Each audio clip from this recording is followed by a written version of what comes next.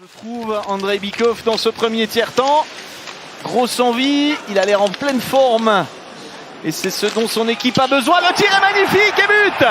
Le tir de Fourard a-t-il été dévié par Desharnais? C'est possible, mais en tout cas c'est 1-0 pour Fribourg-Gotteron et ça découle d'une certaine logique.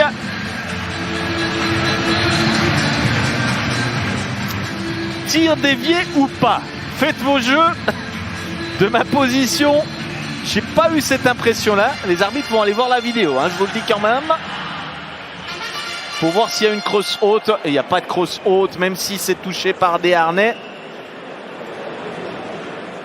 Et malheureusement, on n'aura pas l'occasion de voir sur cette image s'il peut qu'il est dévié ou pas.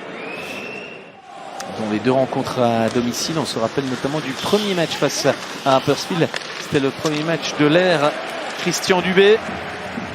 Schmitt, il a un homme très bien placé qui ne rate pas la cible. Il s'agit de Yannick Heeren. Il tournait autour du pot depuis quelques minutes. Depuis le début du match, on le sentait pas loin de trouver la faille, de marquer son premier but en compétition pour ses nouvelles couleurs.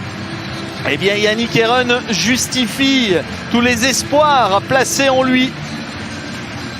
14 buts la saison passée et déjà un à l'occasion de son deuxième match sur ce très très beau déboulé de Sandro Schmitt. Les arbitres vont aller à la vidéo évidemment pour contrôler. C'est donc 2-0 pour Fribourg-Gotteron après 30 minutes et 44 secondes. Cette réussite pour Yannick Heeren. Passe de Schmitt. Moses. Červenka. 2-1. Le match n'est pas terminé. Avec des joueurs de la trempe du Tchèque.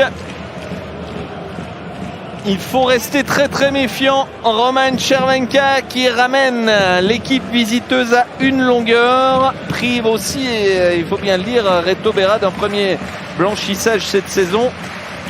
Il reste une 18. Il y aura des assists probablement pour Egli et Moses.